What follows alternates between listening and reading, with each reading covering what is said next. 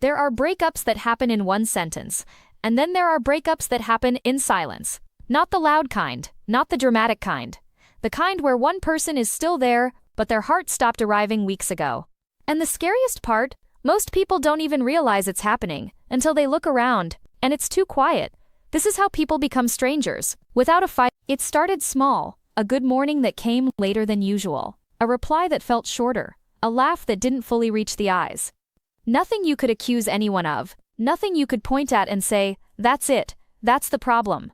Just tiny missing pieces, like a song you've heard 1,000 times, but someone slowly turned the volume down, one day at a time, and if you ask them they would still say, we're fine, because technically, they were. No cheating, no screaming, no slammed doors, just two people standing in the same room while slowly living in different worlds. Let's call her Maya, and let's call him Noah. Maya wasn't dramatic. She wasn't the type to beg. She didn't even like conflict. She just noticed patterns.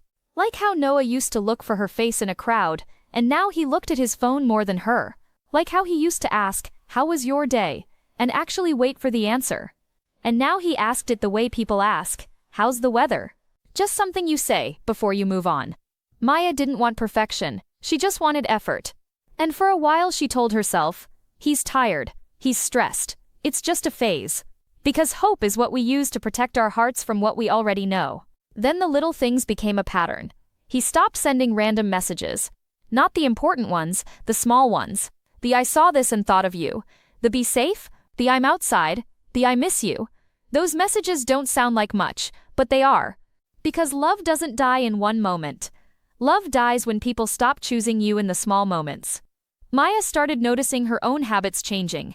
She stopped sharing good news immediately. Because what was the point if his reaction felt like homework?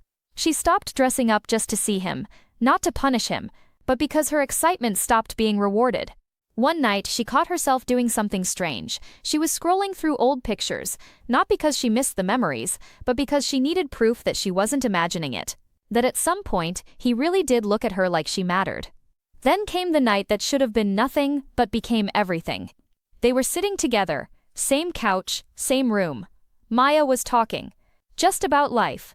Noah nodded, without looking up. Are you listening? She asked. Yeah, keep going, he said.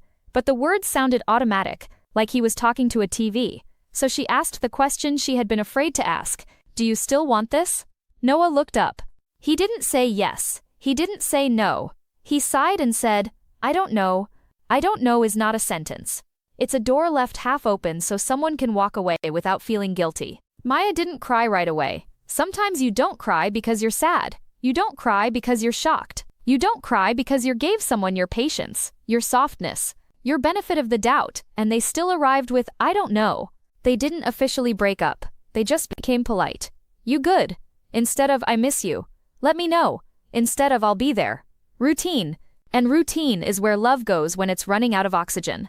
A week later, Maya got sick. Nothing serious. Just a bad day. In the past, Noah would have shown up. He would have stayed. This time he texted, sorry, busy today, feel better though. And something inside her went quiet.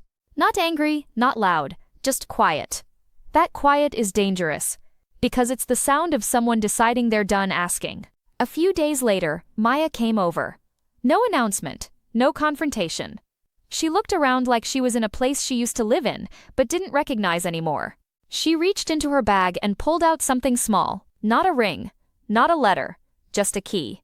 She placed it on the table. It's not a punishment, she said, it's just the truth.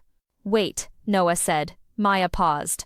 Are you asking me to stay because you love me, or because you're not ready to feel the quiet? No answer. Some people don't leave with anger. They leave with acceptance.